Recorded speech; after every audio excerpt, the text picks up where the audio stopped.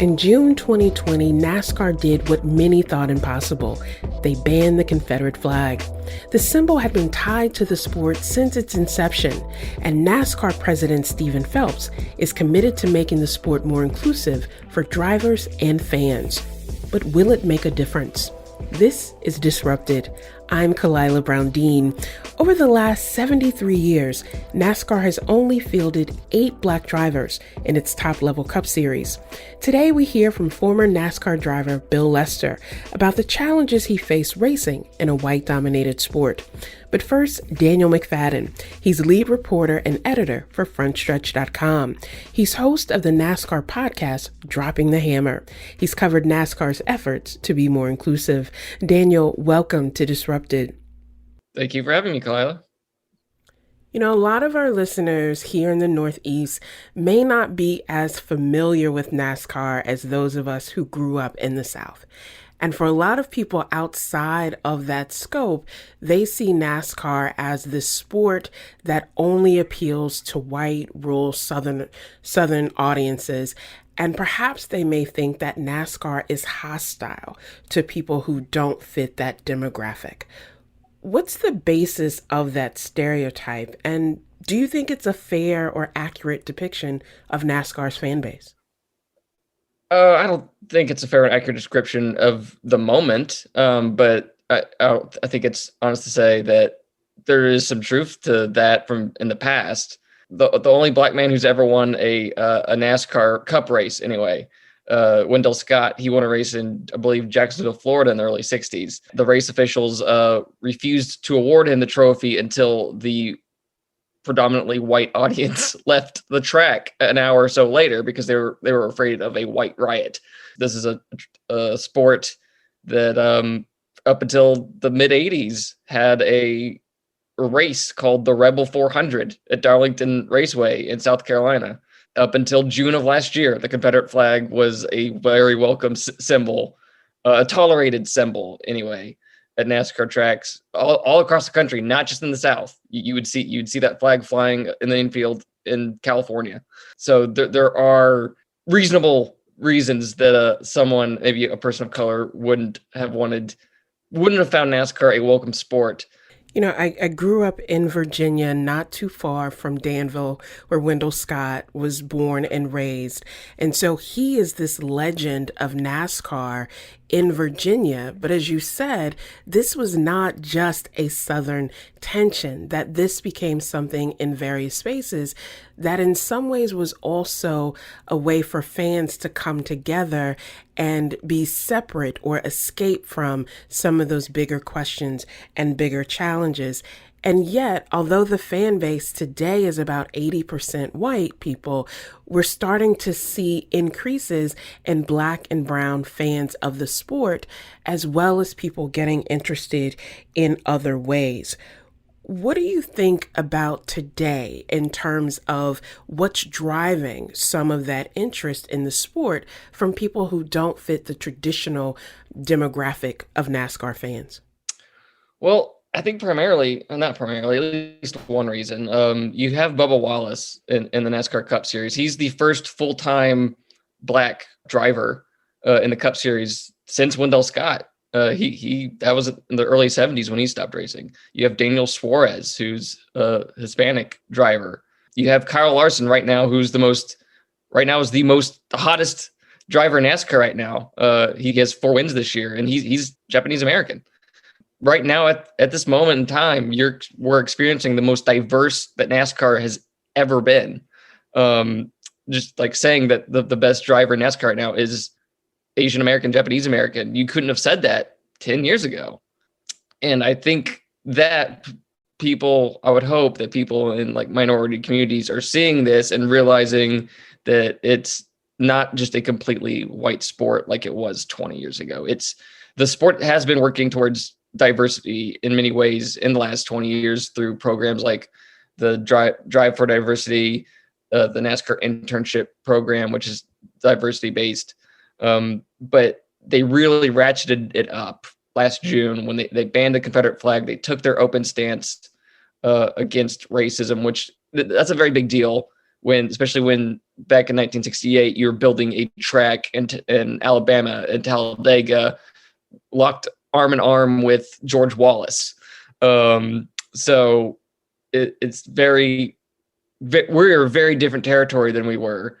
And there's lots of reasons for the sport to be happy with the decision they made. Just looking at numbers, you got your 80% number white.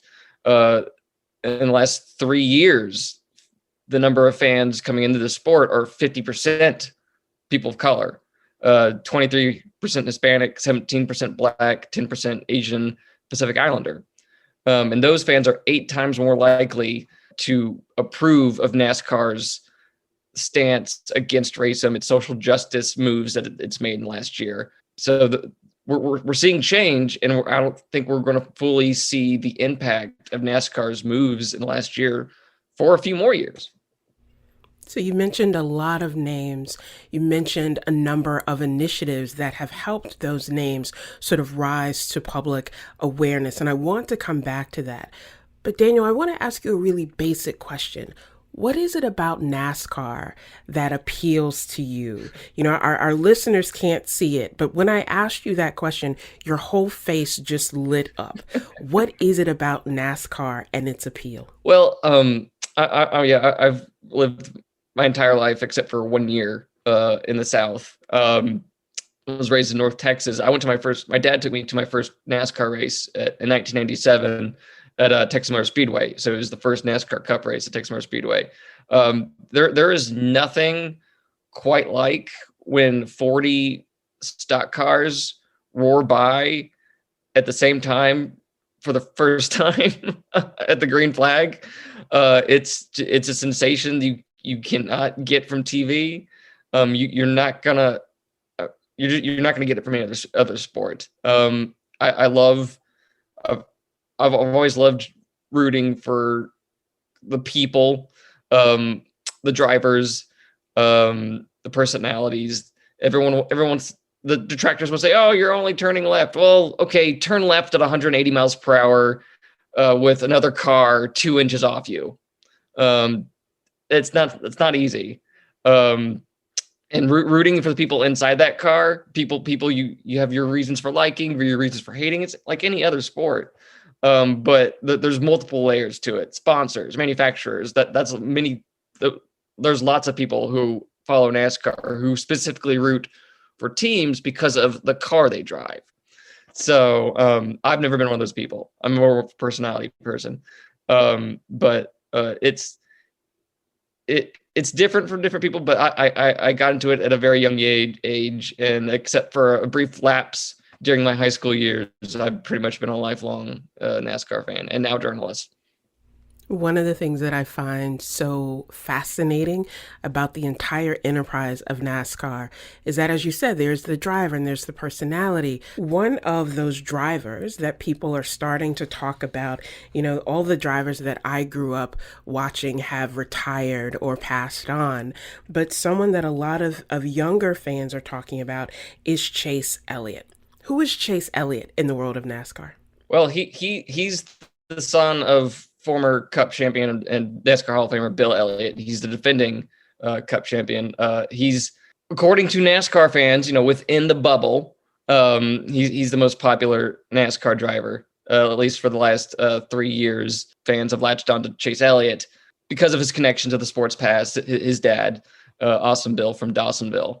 Bill Elliott was the most popular driver in NASCAR for years. I can't remember the exact number, but like double-digit years, he was the most popular driver.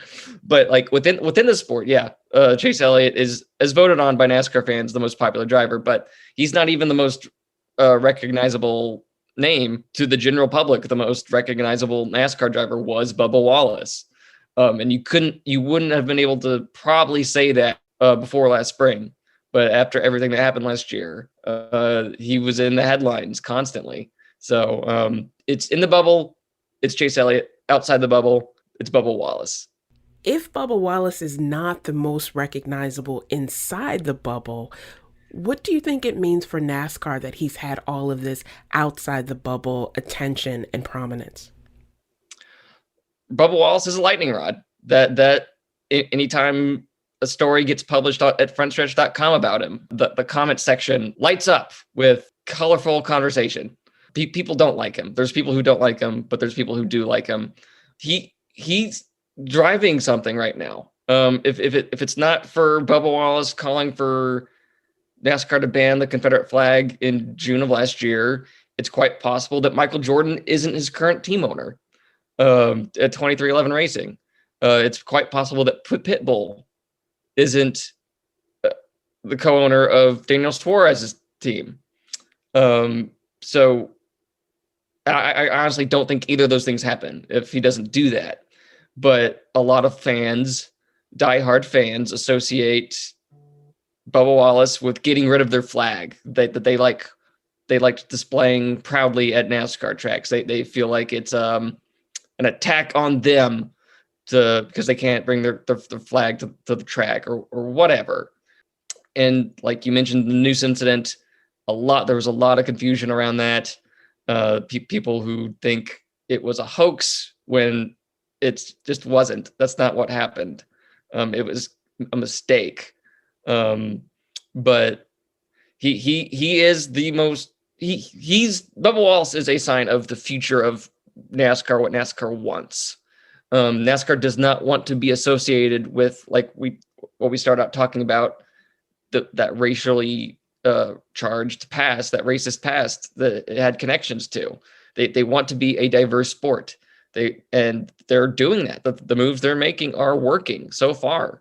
What do you think is prompting that change? Because NASCAR has also been the space where, the Confederate flag was the symbol because people said this is about heritage and history. This is not about hate.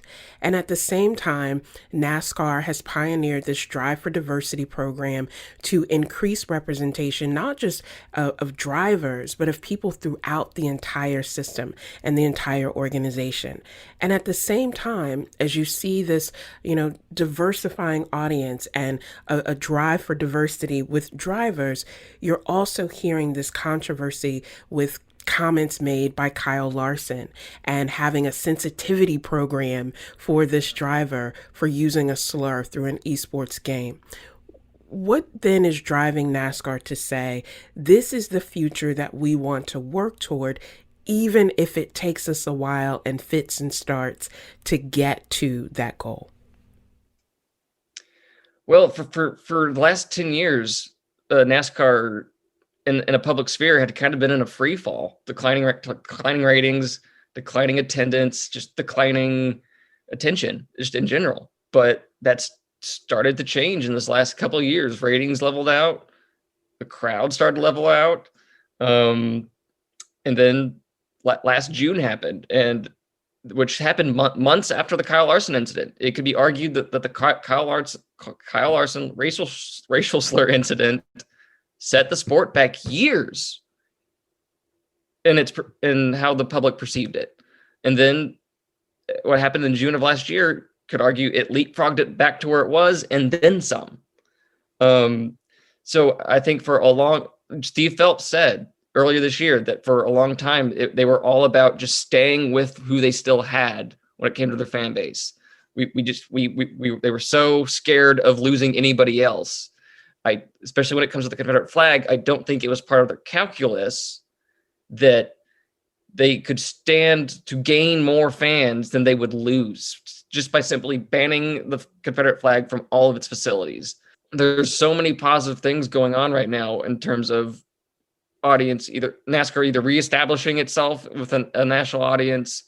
You can point to the decisions made in June of 2020 and realize it's working. You're gaining more than you would have lost. The people who are coming in are hopefully either taking over the spots of the people who left and then building on it. So there's lots of positive vibes in the sport right now that haven't been there for about 10 years. Let's talk about one of those positive vibes that is encouraging to many people and that people are excited about the possibility. And that is actually the cars themselves, this new generation of cars that may be somewhat cheaper to produce, but could also create more opportunities for people to come into the sport. Talk to us about that plan and what you think it may mean for the future of NASCAR. Well, what you're talking about is the next gen car. It is quite simply the biggest shift technologically in NASCAR in its 70-year plus history. For one, there's lots of new things on this car. There's going to be a composite body. There's a independent rear suspension. Lug nuts, instead of there being 5 on a wheel, there's only going to be 1. There's a lot more to it. But quite simply, like you said, this is in an effort to make the sport cheaper to compete in. And that's one reason why you're seeing 2311s debuted this year, Trackhouse Racing this year. You have other teams coming up from the smaller series up to the Cup Series, simply because it's going to be cheaper to compete. There's independent provider of parts, vendors. So teams aren't going to have to be making their own parts for these cars. You're seeing an influx of new teams into the sport for next year specifically. Then you're seeing more than you've seen since the early 2000s. So Daniel, you've piqued my interest even more, and I'm someone who grew up watching NASCAR. What would you say to someone who's listened to this conversation and said, there's something there that I'm curious about? What do you say to a novice about encouraging them to watch their first race, or what they should be looking for as they do it? Just watch, give it a shot. This year, at least it was branded by Fox Sports. It was branded as the best season ever. Because this season, the schedule was just overhauled in a way that hadn't been done since 1972. You're going to new markets like Austin, Texas, Road America, a return to Nashville for the first time since 1984. There's lots of new stuff this year. I've considered 2021 to be like a Christmas tree with lots of different gifts underneath it. So I would recommend just tuning in. It might be confusing at first. There's going to be a lot to watch. Just give it a shot. Well, here's to new experiences. Daniel McFadden is lead reporter and editor for Front Stretch. He's also host of the NASCAR podcast, Dropping the Hammer. Daniel, thank you so much. Thank you. For links to Daniel's work, including his 5-part series on the impact of the flag ban on NASCAR, you can visit our website at ctpublic.org/disrupted. Coming up, we hear from former NASCAR driver Bill Lester on his experience being Black in motorsports. This is Disrupted. Stay with us.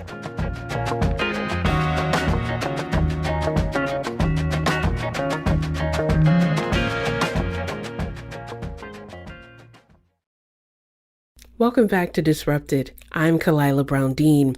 This past March, former NASCAR driver Bill Lester was introduced at the Atlanta Motor Speedway. He was booed by many of the fans in attendance. As one of the only Black racers to ever compete in the sport, Lester has grown accustomed to this reaction. Bill spent over 10 years in NASCAR with 7 career top 10 finishes in the Truck Series, and he recently wrote a new book called Winning in Reverse. Bill, welcome to Disrupted. Thanks. Appreciate being here with you. You have had this career as a NASCAR driver. You have pushed boundaries and broken barriers throughout that career, but you actually started your career as an engineer in Silicon Valley. Talk to us about how your childhood shaped your interest in racing. Yeah, when I was a young boy, like 5, 6, 7 years old, my parents told me I didn't go anywhere without a Hot Wheels or a Matchbox car in my hands. I just love cars and I love speed. I loved anything that had to do with, going fast. I loved roller coasters as a kid. I loved riding my bike fast, whatever the case is, but I really loved racing cars. And my father took me to a race in Northern California where I was growing up at a track called Laguna Seca in Monterey. And that was where the hook was set. I mean, I saw these cars blowing by me 160, 170, 180 miles an hour. And the sound of it, the sight of it, the smell of it, just everything was intoxicating to me. And so I knew from a very young age that being a race car driver was something that would be appealing to me. But needless to say, I never knew that it would be something that I would really try to pursue with all my heart and my ambition. I mean, that was something that as a young boy, I said, wow, it'd be cool. But I didn't see anybody who looked like me or my father at this event. Everybody was white male particular. And I was like, well, I don't know if it's achievable or not, but at that age, you don't really think about that sort of thing. But you do make the mental note. You realize that there's not a whole lot of people around here that look like you or sound like you, for that matter. And so, I realized at a very young age that I had a passion for something. And it just took me a long time to realize my passion. No, racing has never been a very diverse sport at that level. And you talked about not seeing people in the sport who look like you. But I imagine that at that time, there were not a lot of people in Silicon Valley who looked like you or had your experience either. How did navigating that space prepare you to enter into racing? Yeah, that's exactly right. I remember when I got my bachelor's of science in electrical engineering and computer science at Cal Berkeley, when I looked all around me to the graduating class of about 600 engineers, I really didn't see anybody else that looked like me. I mean, I could probably count the number of those engineers on one hand. And then when I went into, the high-tech industry and worked for Hewlett Packard in the Silicon Valley, again, I was typically one of very few that was doing software development. And then when I quickly became a research and development project manager, I would typically be the only manager in the room. And, that was good preparation for me in terms of, what I was going to experience in racing, because again, there were not very many African-Americans in motorsports, even at the amateur level. When I first started before turning professional, when I went through Sports Car Club of America driving school, I was basically the only one there. And I was like, my gosh. And, I had people coming up to me and going, why are you here? I'm like, well, I'm trying to get the racing license. And they're like, well, you guys don't race. I was astounded by somebody having the audacity to say something like that. Now, of course, I was an anomaly. But for them to say, you guys don't race to me, it's like, okay, well, guess what? I'm going to prove you differently. And so, no, I mean, my story is one of overcoming obstacles and breaking barriers, and something I didn't start out, with the intention of doing. I just wanted to be a race car driver. I didn't know there were going to be so many barriers to entry and such that I would have to overcome. But, even when I was, going through amateur racing school, when I was going through my engineering career, all that stuff just set me up in terms of when I had to move from the Northwest to the deep South to race in NASCAR, because you can't race NASCAR from the Bay Area. You got to come down to where NASCAR is based. The roots of the sport are basically in North Carolina, effectively Charlotte and Mooresville. And so when my wife and I moved from California to come to the Southeast, we wanted to at least be in the biggest metropolitan area of the Southeast we could be in. And we chose Atlanta, because when we went and looked at North Carolina in 2000, we didn't see anything but, hay fields and, farming and all sorts of stuff that we were not comfortable with or had any familiarization with. We are born and raised as, suburban city, people. My wife born and raised in San Francisco. I grew up primarily between San Jose, California and Oakland, California. And so when you come to the Southeast and you see all this land and trees and, sprawling acres, it's like, wow, this is, very, very different than what we were used to. So we wanted to be in an area that we felt comfortable in. And so we chose Atlanta because we knew in terms of, diversity, that Atlanta was a cultural melting pot. So we felt if we were going to be anywhere, Atlanta was a place for us to be, and we chose Atlanta. But then when, I would go to the race shops and deal with the race teams that I raced for, whether it was in Tennessee with Bobby Hamilton Racing or High Point, North Carolina with Bill Davis Racing. I mean, again, these were just very, very unfamiliar grounds to us and to me in particular. And so basically having that relationship with my team was something that was extremely challenging, because I come from a completely different background. I was very white collar in terms of my education, in terms of my upbringing, and the teams that I was working with, these guys were very blue collar. I mean, taking nothing away from them, but this was their way of life in terms of getting into racing. They grew up turning wrenches and working for their, father's garages or gas stations or whatever, being mechanics. They most of them, I'd say the majority of them were non-college educated. I mean, if they got through high school, that was a good thing for them. But that prepared them for what they wanted to do in terms of their racing avocation, which was being a mechanic or what have you. I wanted to be a race car driver. I didn't want to turn wrenches. I didn't like turning wrenches. I like turning the steering wheel. Let's talk about that turning and the transition, because you talked about making the career transition. So you took the plunge in 1999, went full time in 2002. You became a 40-year-old rookie in 2002. And so it was not just the transition to this is my passion full time, not just the transition to living in the Southeast, but there were also race and class-based distinctions there that you're mentioning about how people come into the sport, but also how they see an outsider, if you will, coming into that space. What was that like? So that you see these differences, but did you feel like people were welcoming or interested in you coming in, or did you face resistance? Well, the racism was very subtle. It wasn't really, overt and in my face with regard to the racing teams and those that were in the NASCAR garage.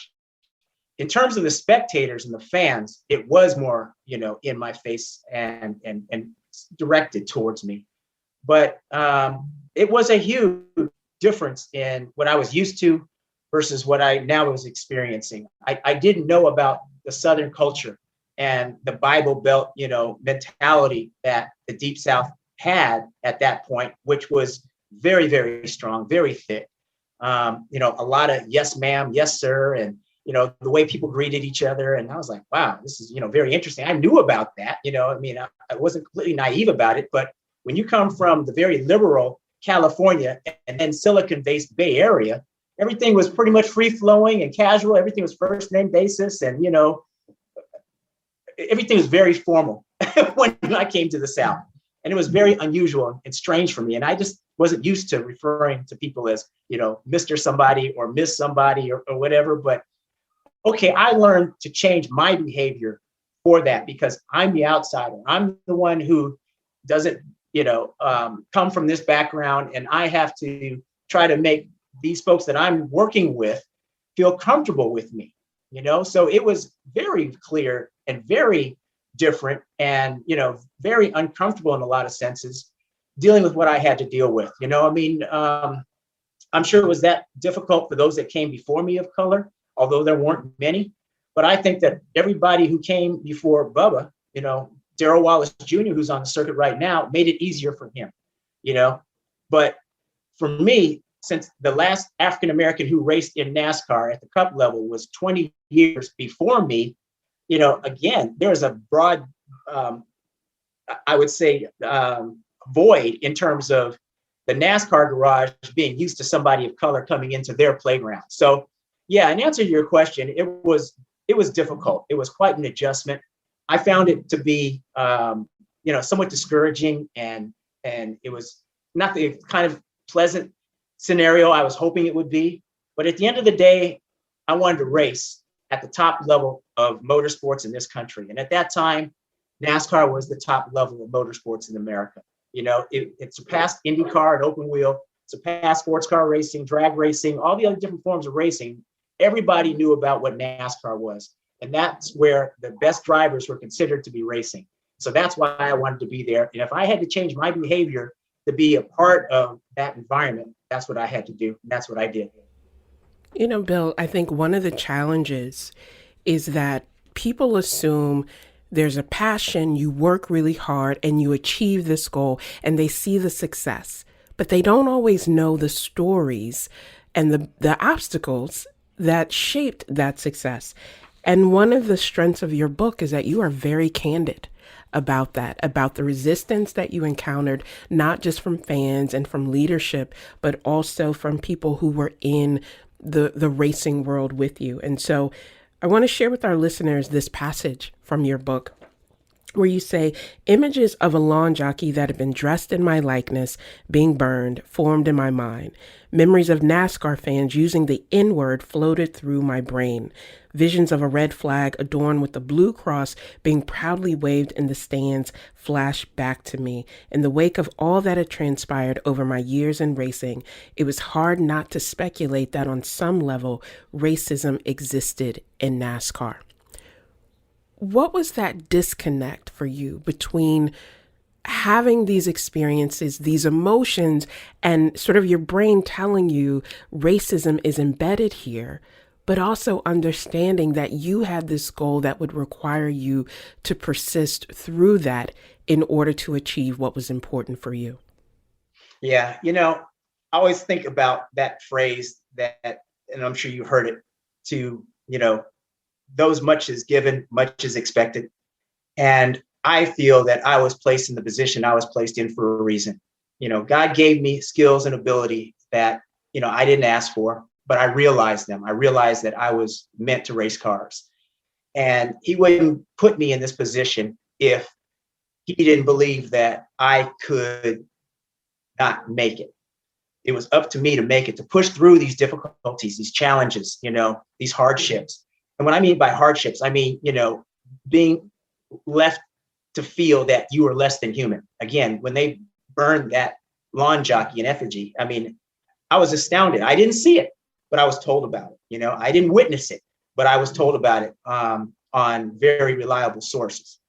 And so it was really just so disappointing to me that with all that I gave to the team and what I thought the team was giving to me, I gave them my all. And I was hoping for success for the team, that they would dishonor me that way once my time with them was over, once it had passed, because it said to me loud and clear that while they tolerated me because I brought sponsorship to this team and I allowed them to eat, I gave them jobs and careers and a financial future. At the end of the day, many of them did not respect me. They did not appreciate me.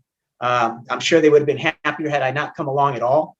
But, I couldn't let that deter me. And it's hard for me to talk about that now because I try not to let these disappointing and discouraging things bring me down. I try to, compartmentalize these experiences. And it was hard for me to write about it in the memoir, but I wanted to be completely transparent and explain and express and share with the audience what it is I dealt with, because you're right. Most people think that drivers, they don't have anything difficult to do but drive the car, drive the race car. It can't be that hard. They don't realize what it takes to get behind the wheel. They don't realize that this sport is the culmination of three principles: politics, business, and then sport. And I think when I indicated that the politics of being able to get to be a race car driver, unless you're independently wealthy and you don't want for anybody's support, somebody like me in the position I'm in, I have to get the sponsorship to be able to race. The sponsorship comes from the politics of the sport, which is that you have to be in the room. You have to be in an environment where you are around people that can make financial decisions that can help to benefit you to get to where you need to go. That's the handshaking and kissing babies. That's the politics. Then there's the business aspect of the sport, which is that once you get into that room and you have the attention of some Fortune 500 company and the CEO or the CMO or the vice president of marketing, whatever, you have to have that business case by which that company decides that they want to spend multi-million dollars supporting you, as opposed to all the other, sports marketing or other activities they could spend their marketing dollars on. That's the business aspect of it. You have to convince them that motorsports is the way to go. And me in particular, I'm their driver. And then if you are successful enough to accomplish those things, then you actually get to put on a helmet and drive a race car. Most people think it's easy. Just jump in the race car and you go race. They don't understand how difficult it is to get in that very, very enviable position. Bill Lester is a former NASCAR driver and author of the book, Winning in Reverse. After the break, we'll hear more from Bill about how current racers like Bubba Wallace are changing the sport forever. This is Disrupted. Stay with us.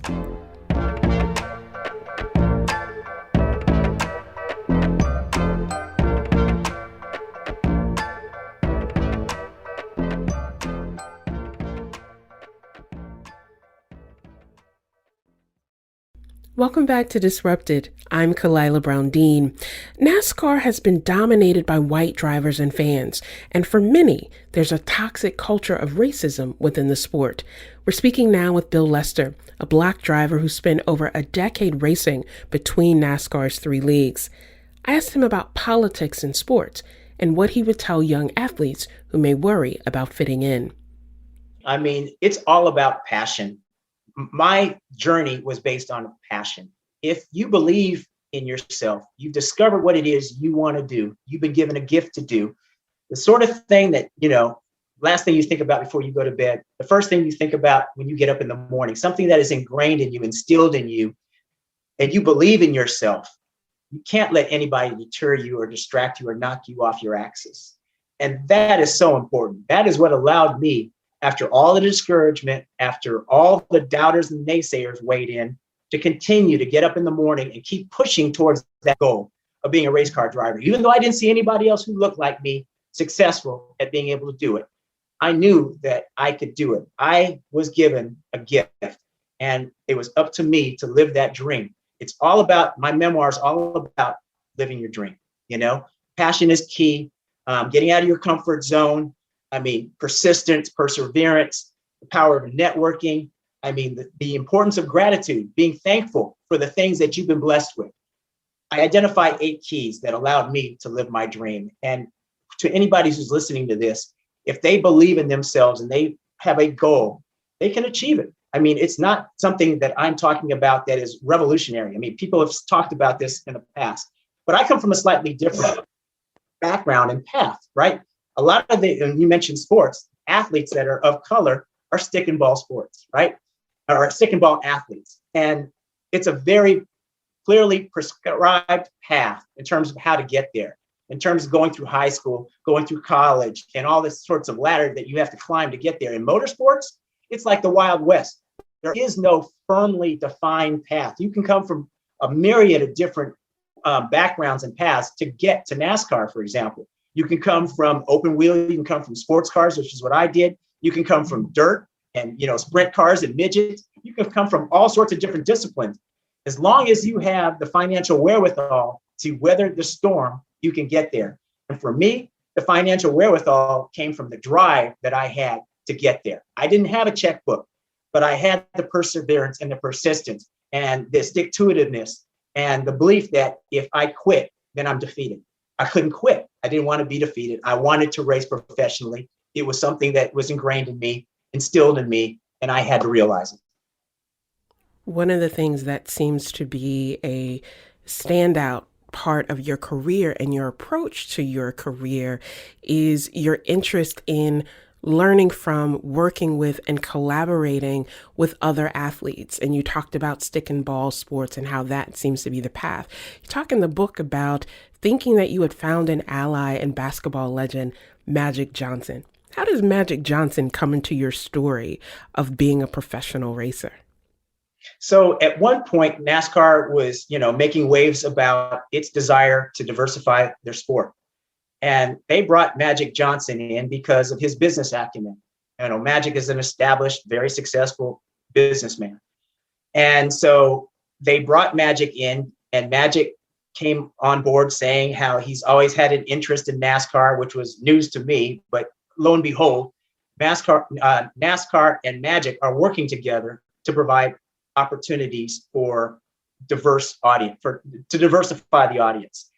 So I had the opportunity to get together with Magic. We got together at a hotel and we had a meeting, and I expressed to Magic the difficulties and the challenges I was having in gaining the financial support to be able to continue in my quest, in my journey. And I really believed wholeheartedly that with his influence with the brass, with the powers that be at NASCAR, that he could be influential in getting, more doors to be opened, getting NASCAR to think more broadly, maybe bring more sponsorship opportunities and sponsors to my racing team. And Magic and I sat down and we talked about it. He indicated very clearly he knew what I was looking for.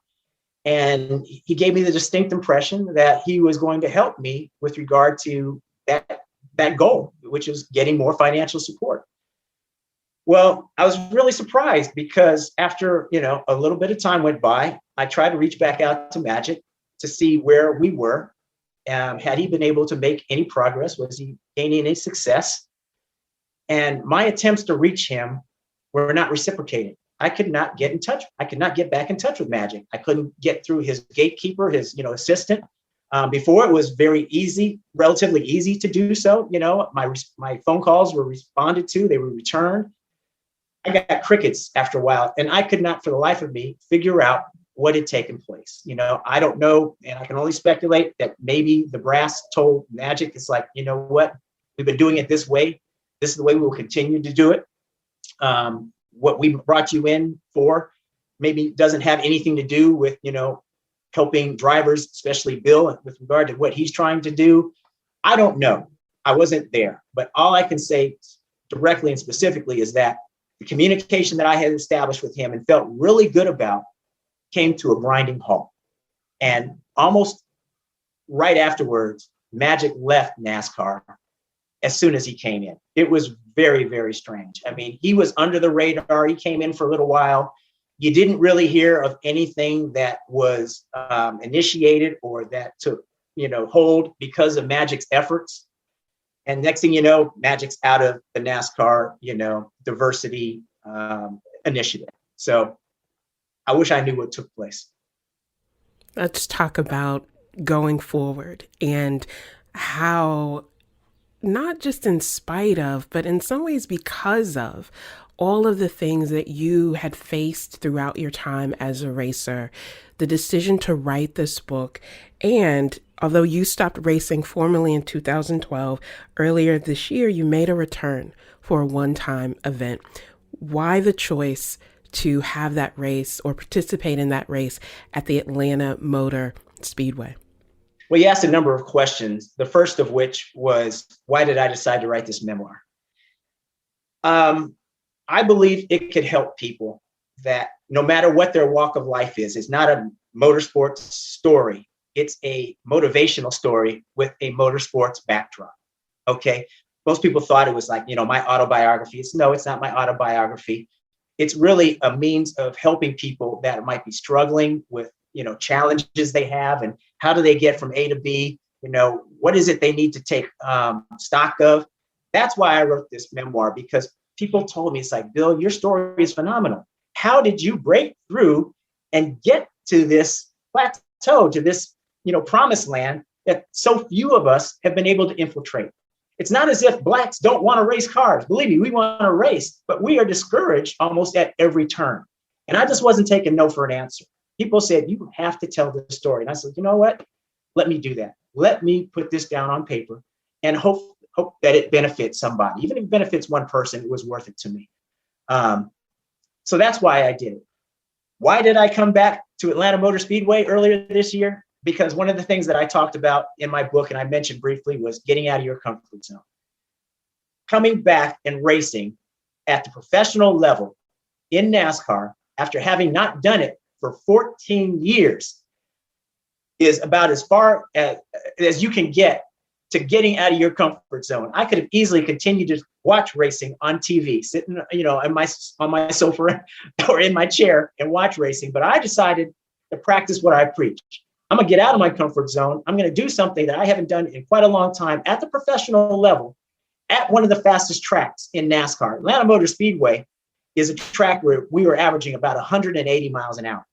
And during the March timeframe, when I came back, there was no practice.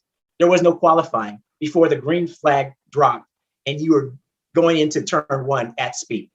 So here I am, not knowing exactly what to expect.